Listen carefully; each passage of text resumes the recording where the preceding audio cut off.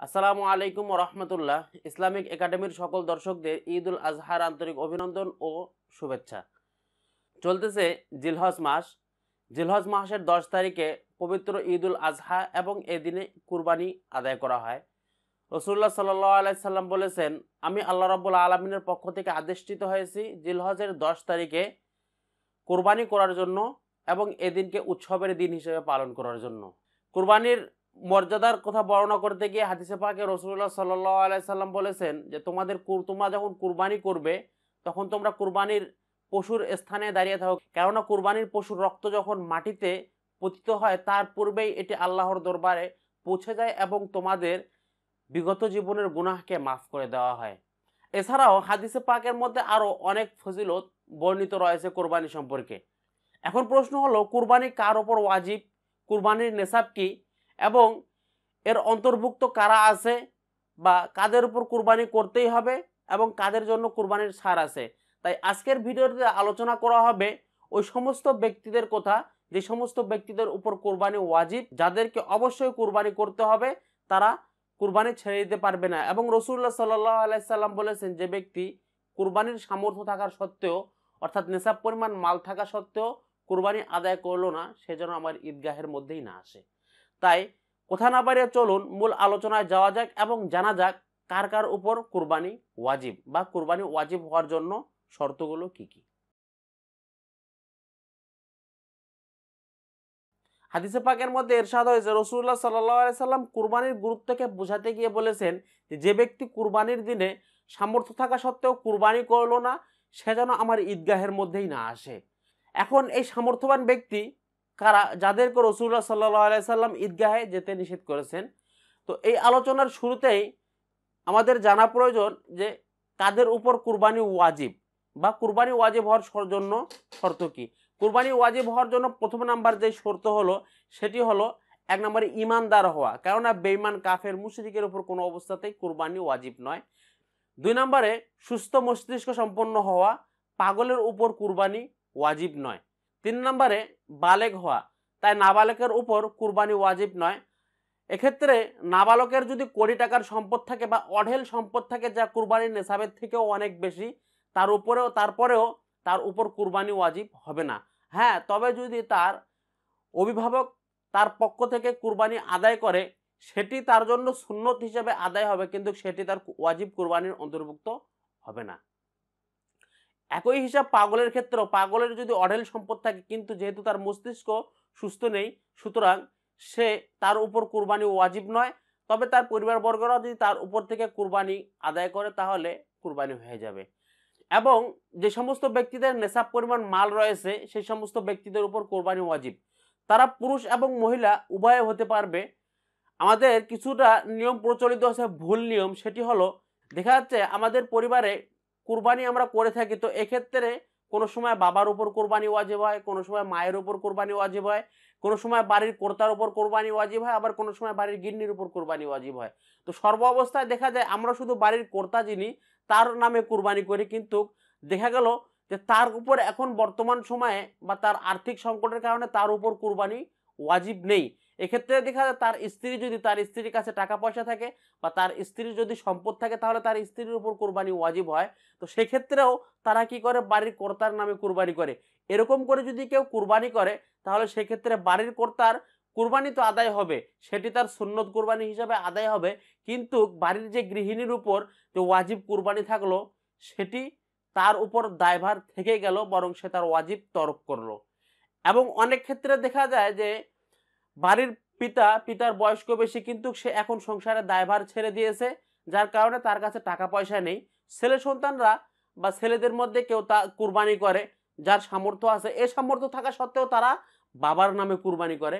বাবার নামে কুরবানি করার দ্বারা বাবার কুরবানি আদায় হবে, কিন্তু ছেলের উপর যে ওয়াজিব কুরবানির দায়ভার থাকলো সেটি তার কাছ থেকে সরে যাবে না। তাই আমাদের সকলের উচিত এই সমস্ত বিষয়ের প্রতি অবশ্যই খেয়াল রাখা, যে শুধুমাত্র বাড়ির কর্তা যিনি তার নয়, বরং বাড়ির কর্তার আয়ের উৎস আছে কিনা বা বাড়ির কর্তার কাছে নেশাব পরিমাণ মালের মালিক আছে কিনা। যদি বাড়ির কর্তা নেশাব পরিমাণ মালের মালিক না হয় বা আমি তার ছেলে হিসাবে আমার কাছে যদি নেশাব পরিমাণ মালের মালিক হয়, তাহলে কুরবানি আমার নামে করতে হবে, আমার বাবার নামে নয়। কেননা ধরা খেতে হবে এক্ষেত্রে আমাকে, ওয়াজিব আমার উপর, আমার বাবার উপর ছিল না।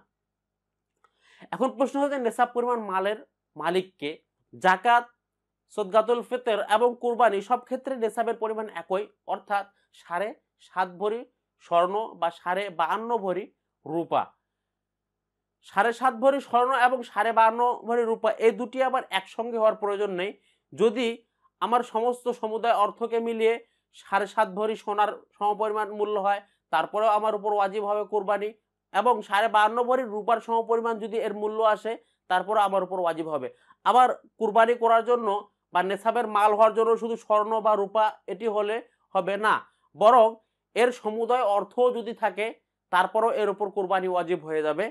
আবার আমার কাছে কিছু স্বর্ণ রয়েছে, কিছু রূপা রয়েছে, এই দুটোকে মিলিয়ে পরিপূর্ণ নেশাব হয় না, তাহলে এক্ষেত্রে দেখতে হবে অবশ্যই যদি স্বর্ণ এবং রূপা দুটাকে মিলানোর পর যে কোনো একটা, অর্থাৎ 7.5 তোলা সোনার সমপরিমাণ অথবা 52.5 তোলা রূপার সমপরিমাণ এর মূল্য দাঁড়ায়, তাহলে এক্ষেত্রে আমার উপর কুরবানি ওয়াজিব হবে। এখন প্রশ্ন হলো যে এই কুরবানি ওয়াজিব হওয়ার জন্য জাকাতের মতো আমাদের কাছে কি 1 বছর অতিবাহিত হওয়া শর্ত? না, কুরবানি ওয়াজিব হওয়ার জন্য জাকাতের মতো 1 বছর অতিবাহিত হওয়া শর্ত নয়, বরং কুরবানির যে 3 দিন রয়েছে, অর্থাৎ দশম, 11 এবং 12 জিলহজ, এই 3 দিনের মধ্যে যদি তার কাছে এই নেশাব পরিমাণ মাল থাকে, তাহলে তার উপর কুরবানি ওয়াজিব হবে। এখন আমাদের কাছে টাকা পয়সা বা নগদ অর্থ নেই, কিন্তু এই সমপরিমাণ মাল রয়েছে, তাহলে কি আমাদের উপর কুরবানি ওয়াজিব হবে? হ্যাঁ, অবশ্যই। যদি আপনার কাছে হাজতে আসলিয়া অর্থাৎ নিত্য প্রয়োজনীয় জিনিস যা আপনার খুব প্রয়োজন বা যেটা আপনার দৈনন্দিন জীবন অতিবাহিত করার জন্য প্রয়োজন, এর বাইরে যে সমস্ত শৌখিন দ্রব্য রয়েছে, এই সমস্ত শৌখিন দ্রব্য তার মধ্যে ধর্তব্য হবে। তবে জাকাতের জন্য শৌখিন জিনিসের ধর্তব্য হয় না, কিন্তু কুরবানির জন্য শৌখিন জিনিসেরও ধর্তব্য হয়। যেমন আপনার যে সম্পদ রয়েছে বা আপনার কিছু জমি রয়েছে, এই সমস্ত জমি যদি আপনার খোরাকির অতিরিক্ত হয়, তাহলে যতটুক জমি, মনে করেন আপনার কাছে যদি 10 বিঘা জমি থেকে আপনার 5 বিঘা জমির ফসল দিয়ে আপনার পরিবারের খাদ্যের ঘাটতি মিটে যায়, তাহলে বাকি টাকা দিয়ে অবশ্যই আপনাকে কুরবানির নেশাবের অন্তর্ভুক্ত হতে হবে। এবং বাড়ি, আপনার বহুতল বাড়ি, এর মধ্যে দেখা যাচ্ছে একতলা বা 2 তলার মধ্যে আপনার পরিবারের সকল সদস্যের থাকার স্থান হয়ে যায় এবং অতিরিক্ত কিছু থাকে, তাহলে অবশ্যই সেটিকেও আপনার কুরবানির নেশাবের অন্তর্ভুক্ত করতে হবে। প্রশ্ন হলো যে যে সমস্ত ব্যক্তিদের উপর কুরবানি নয়, অর্থাৎ যে গরিবরা বা দরিদ্র ব্যক্তি যদি কুরবানি করে, তাহলে তার পক্ষ থেকে কুরবানি আদায় হবে কি হবে না?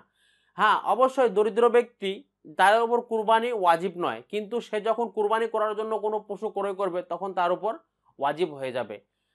নাবালকের পক্ষ থেকে কুরবানি হবে কিনা? নাবালকের পক্ষ থেকেও কুরবানি হবে। আগেই বলা হলো যে নাবালকের পক্ষ থেকে যদি কেউ কুরবানি করে, তাহলে তার কুরবানি আদায় হবে, কিন্তু তার নিজস্ব সম্পদ থেকে, অর্থাৎ নাবালকের যে সম্পদ রয়েছে এই সম্পদ থেকে যদি কেউ তার নামে কুরবানি করে, তাহলে এটি আদায় হবে না। এবার প্রশ্ন হলো যদি কেউ কুরবানি করতে না পারে, তাহলে এর জন্য তার করণীয় কি?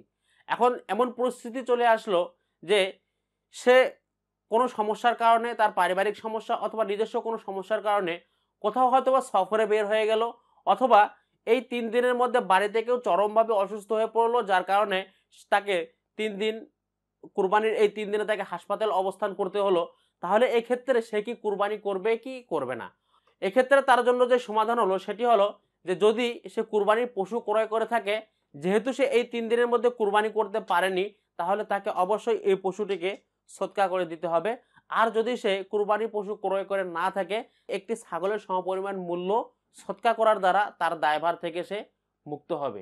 তবে যদি কেউ কুরবানি করে ফেলে এই 10 দিন অতিবাহিত হওয়ার পর, তাহলে অবশ্যই খেয়াল রাখতে হবে যে কুরবানি যেহেতু করে ফেলছে ভুলে, তাহলে তাকে তার এই কুরবানির মাংস কোনো অবস্থাতে বাড়িতে রাখা যাবে না, পুরো অংশটাকে অবশ্যই দরিদ্রদের মধ্যে বিতরণ করে দিতে হবে। এক্ষেত্রে আরেকটি প্রশ্ন থাকে, সেটি হলো যে মৃত পিতামাতার নামে যদি কুরবানি করে, তাহলে সেই কুরবানির কি হুকুম হবে?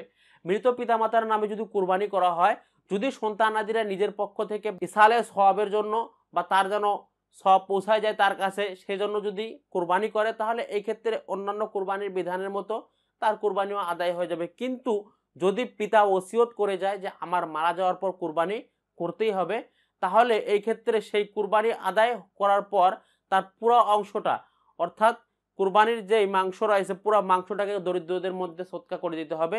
এর কোনো অংশ কুরবানিদাতা গ্রহণ করতে পারবে না। মাসালাগুলো থেকে আমরা হয়তোবা স্পষ্ট হতে পেরেছি যে কার কার উপর কুরবানি ওয়াজিব হবে এবং কার কার উপর কুরবানি ওয়াজিব হবে না। যারা আমরা নেশাব পরিমাণ মালের মালিক, অবশ্যই আমরা যেন কুরবানিকে আদায় করি, কেননা রাসূলুল্লাহ সাল্লাল্লাহু আলাইহি সাল্লাম খুব সতর্কভাবেই বলেছেন যে যে ব্যক্তি কুরবানি আদায় করবে না সে যেন আমার ঈদগাহের মধ্যে না আসে। তাই আমাদের সকলের উচিত হবে যারা নেশাব পরিমাণ মালের মালিক রয়েছে তাদেরকে কুরবানি করা। আল্লাহ রাব্বুল আলামিন আমাদের সকলকে যথাযথ নিয়ম মেনে কুরবানি আদায় করার তৌফিক দান করুক এবং আমাদের কুরবানি আল্লাহ রাব্বুল আলামিন যেন হযরত ইব্রাহিম আলাইহিস সালামের কুরবানির মতো খালেস দিলে কুরবানি করার তৌফিক দান করে। ওমা আলাইনা ইল্লাল বালাগ। ভিডিওটি ভালো লেগে থাকলে অবশ্যই লাইক করবেন, কমেন্ট করবেন এবং বন্ধু-বান্ধবের সঙ্গে শেয়ার করবেন। এছাড়াও আমাদের সকল ভিডিও সবার আগে পেতে সাবস্ক্রাইব করে আমাদের সঙ্গেই থাকুন। এতক্ষণ সময় দিয়ে ভিডিওটি দেখার জন্য অসংখ্য ধন্যবাদ। আসসালামু আলাইকুম ওয়া রাহমাতুল্লাহ।